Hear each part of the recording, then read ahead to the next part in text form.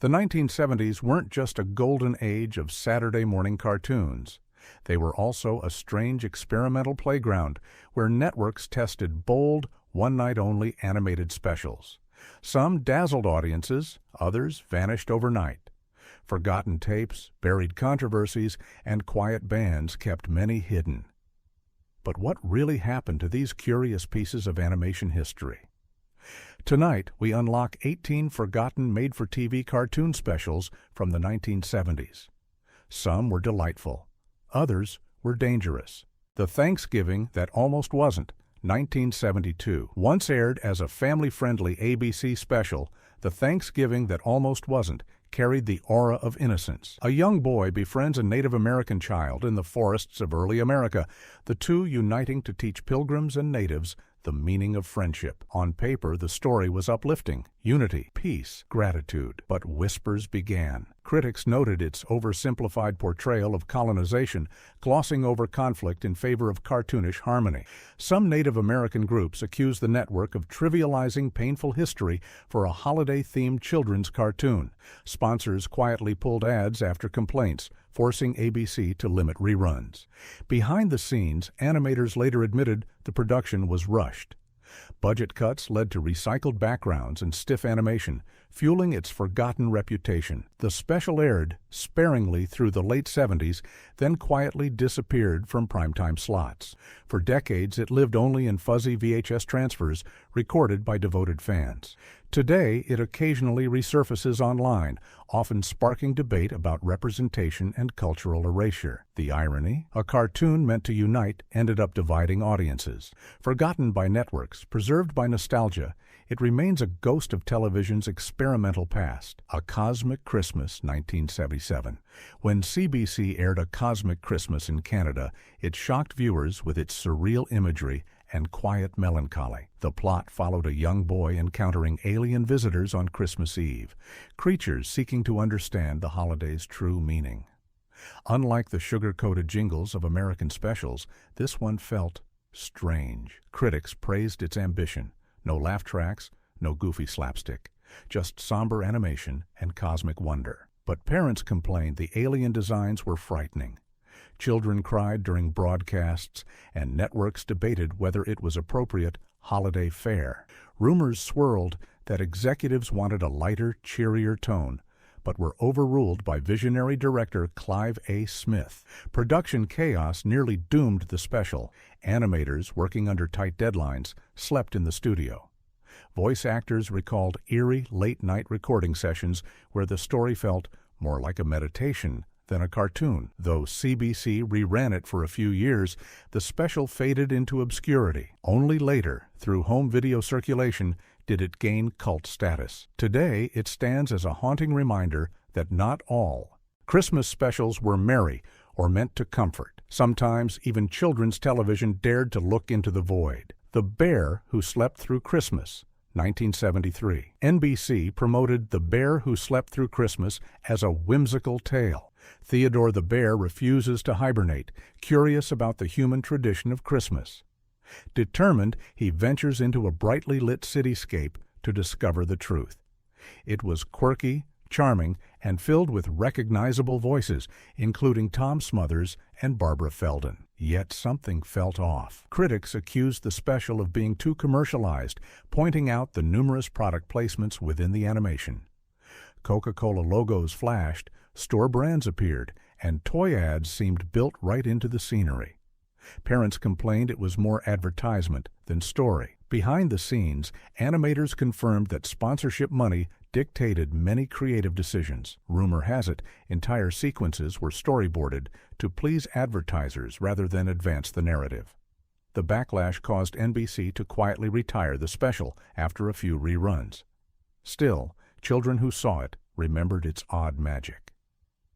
Bootleg VHS copies circulated for years, often missing scenes due to taping errors.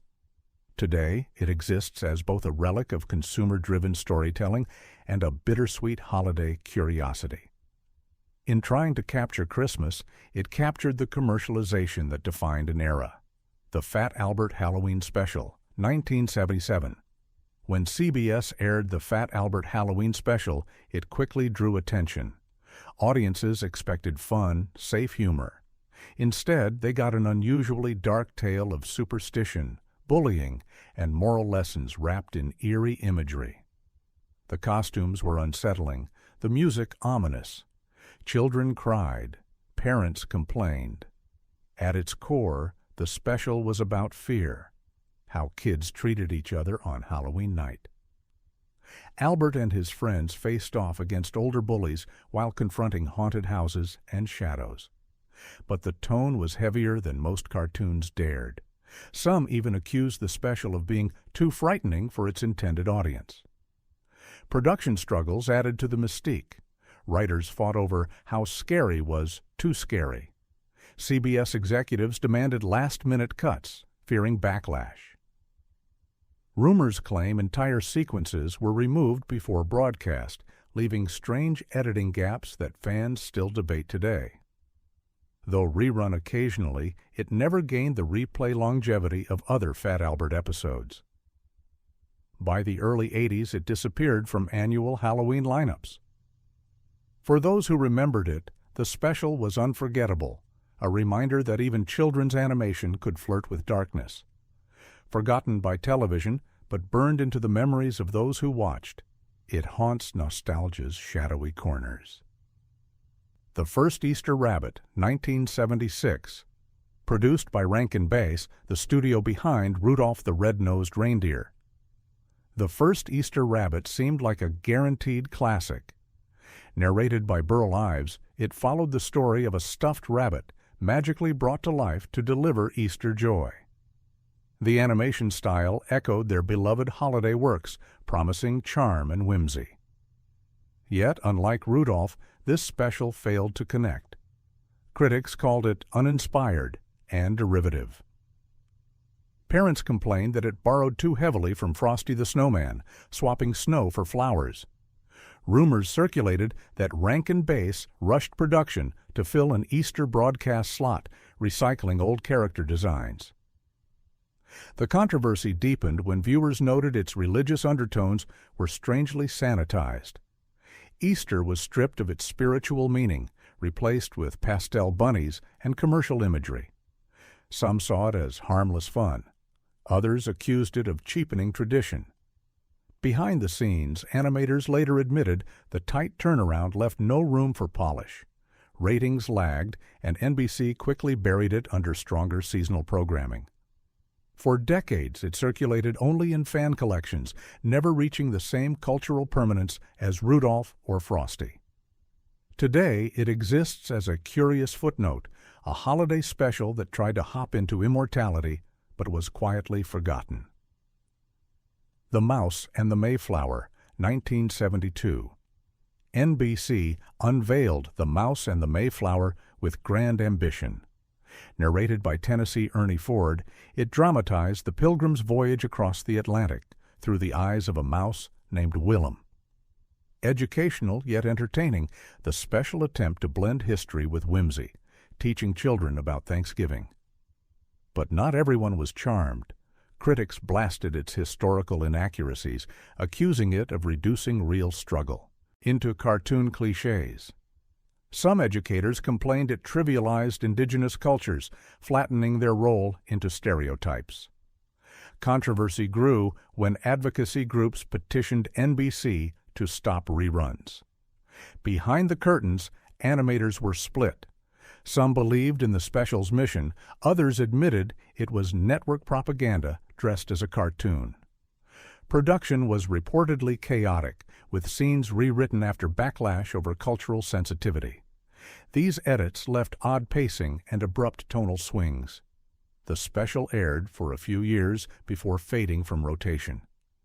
By the late 70s, it had disappeared from television entirely. Today, The Mouse and the Mayflower resurfaces occasionally in grainy uploads, often sparking heated debates about history and representation. For many, it's a reminder of how even educational programming carried its own biases. A forgotten cartoon and a symbol of how networks shaped memory. Jack Frost, 1979. Rankin Bass returned once again with Jack Frost, a whimsical but melancholy tale of the winter sprite who longs to live as a human. With its lush stop-motion animation and bittersweet storyline, it had the ingredients of a seasonal classic. Critics initially praised its artistry, calling it one of the studio's most ambitious works. But audiences felt differently. Children found it confusing and sad, lacking the cheerful spirit of Rudolph or Santa Claus is coming to town. The romance subplot, where Jack sacrifices his love for human life, left many unsettled. Some parents wrote letters demanding lighter, happier specials. Behind the scenes, production nearly collapsed under tight deadlines. Animators recalled sleepless nights and unfinished models arriving on set, half-painted. NBC executives worried its somber tone would hurt holiday advertising revenue. Rumors suggest they considered shelving it entirely, but aired it due to contract obligations. Though rerun occasionally in the early 1980s, Jack Frost slowly slipped into obscurity, overshadowed by brighter, more optimistic specials. Today, collectors admire its artistry, but it never gained the enduring replay of Rudolph. Its legacy endures as a reminder. Not every holiday tale was meant to comfort. Some were crafted to chill. The Red Baron, 1972, NBC's The Red Baron, stood out immediately. A made-for-TV animated special aimed at children, it reimagined World War I's infamous flying ace in a surprisingly whimsical light. Mixing slapstick with aerial dogfights, the special portrayed the German pilot as more of a misunderstood dreamer than a soldier. At first it seemed daring, but critics and parents quickly bristled at the idea of turning a real-life war figure into a children's cartoon hero. Letters poured in, accusing the network of glorifying violence and sanitizing war. Rumors spread that censors forced edits mid-production, cutting darker sequences that hinted at the realities of combat. Behind the scenes, the special was plagued by disputes. Writers wanted satire, executives wanted light comedy. The result was a jumbled tone, half cartoon antics, half awkward history lesson. Ratings flopped, and reruns never materialized. Over the years, the Red Baron became nearly impossible to find. Only a handful of recordings survived, preserved by die-hard animation collectors. For those who remember, it remains a curiosity, an attempt to fuse history and children's TV that ended in confusion and controversy. A reminder that some experiments were too strange for their own good. The City That Forgot About Christmas, 1974. First broadcast on CBS, The City That Forgot About Christmas carried a surprisingly bold message. Narrated by Sebastian Cabot, it told the story of a town where people became obsessed with work and greed, forgetting the spirit of Christmas. A young carpenter reminds them of kindness and tradition, slowly bringing light back into their lives. On paper, it was uplifting, but the special became entangled in controversy. Religious critics claimed it stripped Christmas of its sacred meaning, turning it into a tale of simple morality. Secular viewers, meanwhile, argued it was too preachy. In trying to please everyone, it satisfied no one. Production woes made things worse. Animators admitted the script was revised several times under executive pressure. Scenes were chopped for time, leading to abrupt storytelling jumps. Ratings dipped, and CBS quietly buried the special. For years, it remained forgotten, until collectors unearthed old reels, bringing it back into niche holiday circulation. Today, its legacy lies in its contradictions, a story about remembering Christmas that television itself seemed eager to forget. A haunting irony in cartoon form. Raggedy Ann and Andy in The Great Santa Claus Caper, 1978. By the late 1970s, CBS leaned on familiar characters to carry holiday programming. Thus came Raggedy Ann and Andy in The Great Santa Claus Caper. The story was simple. A greedy villain named Alexander Graham Wolf tries to replace toys with a gloop stick, a sticky substance that ruins fun. Raggedy Ann and Andy team up with Santa to stop him. Parents loved the anti-commercial message, but children were divided. The villain was bizarrely terrifying, with exaggerated features and unsettling laughter. Some kids were reportedly frightened enough to cry, sparking complaints. Production itself was rocky. Chuck Jones, the legendary animator, oversaw much of the work. But rumors say creative clashes erupted between Jones and CBS executives. Jones pushed for satire. The network wanted a cheerful holiday romp. The result was a strange hybrid, funny yet unsettling, moralistic yet absurd. Though it reran briefly, the special never achieved the timeless replay of Rudolph or Frosty. By the 1980s, it was phased out, living on only in collectors' archives. Today, it's remembered as both charming and oddly menacing, a relic of when cartoons weren't afraid to be weird. The Happy Prince, 1974, adapted from Oscar Wilde's poignant tale. The Happy Prince aired on Canadian television and later in the U.S. It told the story of a golden statue who, with the help of a swallow, sacrifices his beauty piece by piece to help the poor. At first glance, it seemed like a moral fable wrapped in gentle animation, but viewers weren't prepared for its sorrowful tone. Children wept as the prince gave away his jewels, while parents complained the bleak ending was too heavy for family programming. Executives fielded angry letters from households expecting joy, not tragedy. Behind the curtain, animators admitted the special wasn't meant to be happy at all. It was intended as moral allegory. Producers defended their vision, but rumors suggest CBC grew nervous about its grimness and pushed to minimize reruns. The special all but vanished after its premiere, resurfacing only in rare home recordings. Today, it's remembered as a daring experiment, a cartoon unafraid to embrace sadness, challenging the assumption that children's specials had to end in laughter. Its haunting message about compassion, sacrifice, and mortality remains powerful, forgotten by networks, but unforgettable for those who watched. Popeye's Voyage, 1978. CBS banked on the enduring popularity of Popeye with Popeye's Voyage, a Christmas-themed cartoon special. Popeye, Olive Oyl, and Bluto set sail on a treacherous holiday adventure, blending slapstick comedy with festive themes. The concept was simple: keep Popeye relevant for a new generation. Yet audiences weren't impressed. Critics slammed it as a cash grab, accusing CBS of milking nostalgia without substance.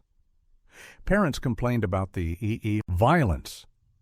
Bluto's constant brawls felt jarring alongside Christmas cheer. Some even accused the network of undermining the holiday spirit with sailor fights and spinach jokes. Behind the scenes, production was chaotic. Rumors swirled that animators reused old Popeye sequences to save money, resulting in clunky transitions and continuity errors. Executives reportedly debated canceling it mid-production, but aired it anyway to fill a holiday slot. The special rerun briefly, but never became a seasonal staple. Over time, it disappeared entirely, eclipsed by more polished holiday offerings. For longtime fans, it was a disappointment, a reminder that not every iconic character thrived in the era of made-for-TV experiments. Today, it lingers only in fragments online, a footnote in Popeye's long legacy. The Little Rascals. Christmas Special, 1979. When CBS attempted to revive The Little Rascals with a holiday-themed cartoon special, nostalgia was supposed to do the heavy lifting. The animated version reintroduced Spanky, Alfalfa, and Darla in a Christmas setting, complete with slapstick hijinks and heartfelt lessons. But fans of the original shorts weren't buying it. Critics called the humor watered down, the animation uninspired. Older audiences dismissed it as a pale imitation of the black-and-white classic, while younger viewers were unimpressed. Complaints poured in that the special robbed the charm of the original series. Behind the scenes, animators struggled with limited resources. CBS executives pushed for a fast turnaround, and entire sequences were reportedly outsourced overseas, leaving the animation uneven. Voice casting also drew criticism. Without the iconic voices of the original child actors, the characters felt hollow. The backlash was swift. After a single airing, the special was shelved and never broadcast again. Unlike Rudolph or Frosty, it left no nostalgic footprint. Today, it's remembered less as a classic and more as a cautionary tale. Nostalgia can be a powerful draw, but also a dangerous trap when mishandled. The Grinches, The Cat in the Hat, 1978. Two iconic characters, one bizarre crossover. The Grinch's The Cat in the Hat promised big ratings when CBS aired it, uniting Dr. Seuss's most famous mischief makers. At first, audiences were intrigued, but the result left many scratching their heads. The plot? The Grinch sets out to ruin the cat's day with a machine that magnifies bad behavior. What followed was an odd mix of slapstick and moral lessons that didn't quite land. Critics called it chaotic and unfocused, accusing CBS of forcing two brands together for ratings. Parents complained the Grinch's cruelty went too far, with some children frightened by his antics. Animators admitted later that the story was rushed into production, with Dr. Seuss himself having limited involvement. Rumors swirled that CBS executives clashed with the creative team over tone. Was it comedy or cautionary tale? Though it won an Emmy, the special never became a seasonal favorite.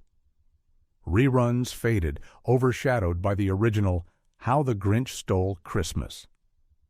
Today, it's remembered as an oddity, a bold experiment in cartoon crossovers that proved even beloved characters could falter when forced into strange pairings. The Night the Animals Talked, 1970. NBC promoted The Night the Animals Talked as a unique Christmas event. Inspired by European folklore, it imagined the animals in Bethlehem suddenly speaking on the night of Christ's birth.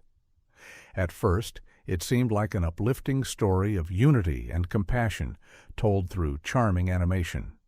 But viewers were split.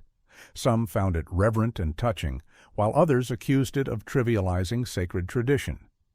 Religious groups sent complaints, arguing that turning the Nativity into a talking animal cartoon bordered on blasphemy.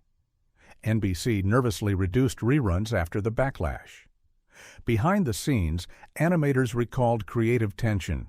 Writers wanted to emphasize allegory, while executives pushed for broad, child-friendly humor. The compromise left the special oddly uneven, half spiritual parable, half cartoon silliness. Though it aired a handful of times through the early 1970s, it eventually vanished from holiday lineups. Today, it resurfaces only in grainy home recordings, sparking debates about reverence, irreverence, and how networks balanced faith with entertainment. A special meant to unite instead divided its audience, and then disappeared. The Stingiest Man in Town, 1978. An animated retelling of A Christmas Carol, The Stingiest Man in Town, came from Rankin Arshbass, adapted from their earlier live-action musical. Featuring the voice of Walter Matthau as Scrooge, it seemed poised to become a seasonal favorite. But audiences were unconvinced. Critics complained about clumsy pacing and uneven animation. The musical numbers felt recycled, while Mathau's gruff performance divided viewers. Some called it brilliant, others said it was too harsh for children. Letters poured in, accusing CBS of making Dickens too frightening. Behind the scenes, the production was rushed. Animators admitted they cut corners, reusing character models from other specials. Budget constraints reportedly led to inconsistent quality, with some sequences richly detailed and others glaringly sparse. The special received a few reruns, but never joined the pantheon of annual classics. Overshadowed by Mickey's Christmas Carol just a few years later, it slipped into obscurity. Today, collectors remember it as a curious attempt to revive Dickens for TV, a reminder that even timeless stories can stumble in translation. A Christmas Carol, Animated with Alastair Sim, 1971. Though technically British in origin, this animated adaptation aired widely in the U.S. during the early 70s and made-for-TV syndication cemented its place. With Alastair Sim reprising his legendary Scrooge from the 1951 film, the pedigree was strong. Critics praised its eerie, hand-drawn style and faithful darkness. But controversy erupted. Parents complained it was far too frightening for children. The ghostly imagery, grim reapers, spectral chains, distorted faces, was closer to horror than holiday cheer. Rumors spread that stations cut sequences after backlash. Some cities even banned reruns, labeling it too grim for family television. Behind the scenes, animators embraced the horror elements deliberately, insisting Dickens intended a ghost story, not a cheerful fable. Yet network executives feared advertiser withdrawal and quietly dropped it from regular rotation. Though it won the Academy Award for Best Animated Short, it became nearly invisible in the U.S. for decades. Today, historians hail it as one of the most faithful adaptations ever made, but one that proved too terrifying for TV. A chilling reminder of how children's specials sometimes revealed more than networks could handle. A Family Circus Christmas, 1979. Based on Bill Keane's beloved comic strip, A Family Circus Christmas should have been an easy win for CBS. With its wholesome humor and simple charm, it followed the children, Billy, Dolly, Jeffy, and PJ, as they searched for the true meaning of Christmas. The animation captured the strip's round, cherubic style, but critics found it thin. Reviews called it too saccharine, accusing CBS of stretching a daily gag strip into a full special without substance. Some parents loved its simplicity, while others found it boring compared to flashier holiday shows. Behind the scenes, CBS executives clashed with the creative team. Bill Keane pushed for a faithful adaptation, resisting changes that might have added more energy. The result was earnest, but plotting. Rumors suggest CBS executives considered canceling sequels, worried about diminishing returns. Though rerun a few times, it never achieved annual status. Unlike Rudolph or Frosty, it lacked timeless magic. Today, it survives mostly as a curiosity for comic strip fans, a reminder that not every beloved property could make the leap to television immortality. The 1970s gave us a wave of made-for-TV cartoon specials, some charming, some bizarre, many forgotten. They reveal a time when networks experimented, stumbled, and sometimes vanished into obscurity. But here's the question: which of these haunted your childhood memory? Drop your thoughts in the comments, subscribe for more hidden history, and relive the cartoons time tried to erase.